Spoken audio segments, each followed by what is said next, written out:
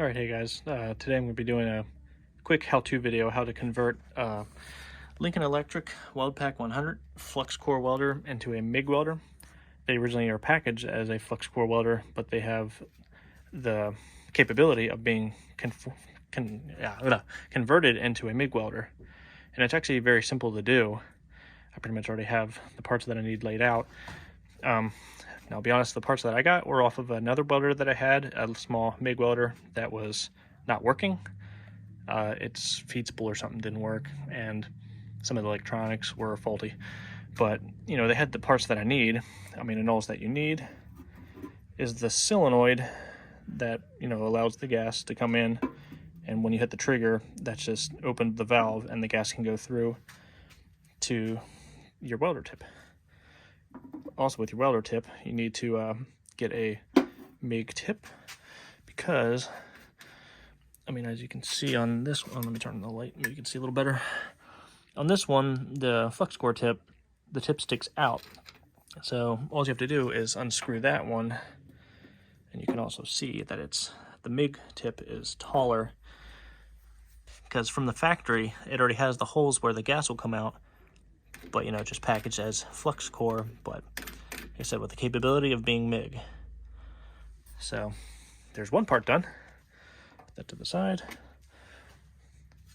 So I'll show you on the inside, there's actually a spot to mount the solenoid. Obviously the gauge that will go on your tank. So let me put this to the side. And of course the hose on the end of that will go onto the inlet side of your solenoid. I already have this unscrewed, so I can just take it off, just for ease of video production sake. Now in the back, I already have it popped off, but there's usually, where is it? A plastic cap that is on the back of the welder there. You just pop that off, and that's where the inlet side of your solenoid will go. And you can see those two diagonal holes there. Those will line up with the holes on your solenoid. Most solenoids, they are offset like this, so it'll bolt right up, which makes it easy. And your solenoid only has 2 wires on it, and those will go into those two that you see. Can you see them there? Let me try to zoom in. Maybe more. H1 and H2, those two ones there. Now they're not reverse polarity or anything like that, so you can hook them up either way because all it does is excite a solenoid. As for on the other side of the solenoid, the output side, so once that's in there, the hose will go through here into the hole here, and that will go onto the other side where there is already, see if I can move this without knocking stuff over.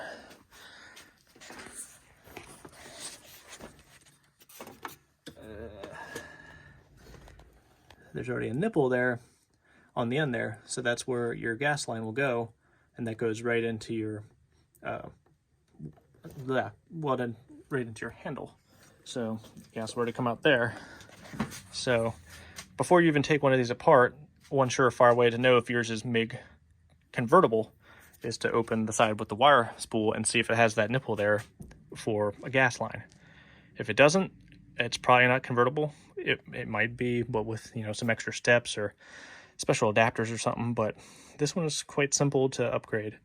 So I'm going to bolt the solenoid on now and plug it in and at least see if the solenoid clicks. I don't have any gas on me right now. And I also need to get another line that goes from the outlet side to the welder side. So I'm going to get that hooked up real quick. All right, now I got the solenoid in there. It is mounted, like I said, with those 2 screws that are offset. And then, like I said, the 2 wires there, have them going off, and then one goes to the H1 and one goes to the H2 there. Easy peasy. So that's a pretty easy part. But then if you rotate it around without breaking it, Now what's nice is on the lid of, the top there, there's all the settings. On the other side, there's the whole schematic for the thing. But on this one thing I've watched several videos and people seem to miss is the polarity. As you can see, for the gasless, the ground that goes from the welder wire to the box is on the positive side, and the negative goes to the roller and bobber.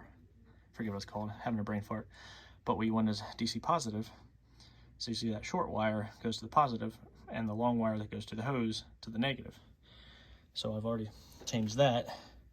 So the short wire, it goes right there, short wire. The long wire that goes out, which is actually your ground clamp, that goes to negative. So that is DC positive. And actually, an interesting thing to note with mine, it was actually already swapped like that. So that might have been part of my issue why when I used to weld this with Flux Core, it welded so crappy, because it was DC positive, not DC negative. Coincidence? I don't know.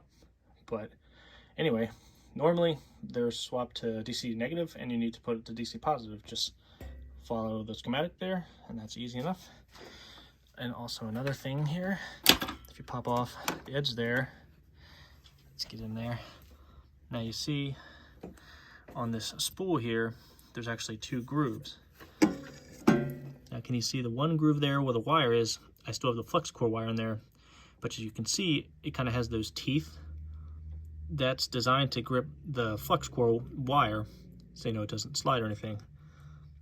The other groove there on the outer edge, that is the thinner wire, that is made for MiG wire. So one more thing that you have to do is there's an Allen screw on the side here. You can kind of see where the flat part is. That's where there's going to be an Allen head screw that screws it onto the shaft so it doesn't spin, while the motor's turning.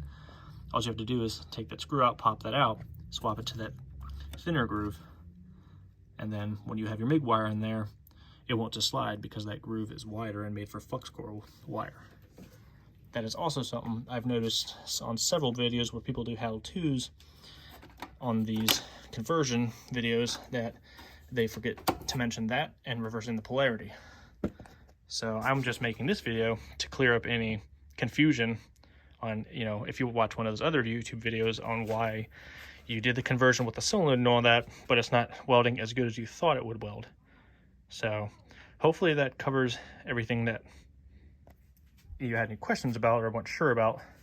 Like I said, the only thing that I'm missing for mine is the hose that goes from the output side of the solenoid through to the nipple there.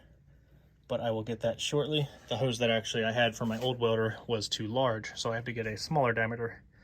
I think the inlet is 3/8 and the outlet I think is 5/16. Don't quote me on that. But yeah, once that's hooked up, I just need to get a tank, and I'll probably get like a welding cart from Harbor Freight or something, and yeah, take it for a spin. All right, I guess now I'll plug it in just to make sure at least the solenoid clicks, because then I know that everything's working the way it should. All right, now I got it plugged in, so I will turn it on. Get the trigger in my hand here. You can probably hear that, it's kind of a loud solenoid.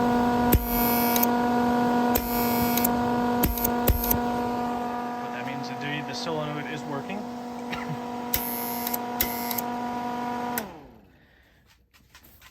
Now, like I said, that my parts are from an old welder, so that solenoid is kind of loud to me. I might still have to replace that, but once I get a tank and all that, I'll see if it still works. It sounds like it's clicking and engaging, but that's just a quick way to make sure that everything is kosher.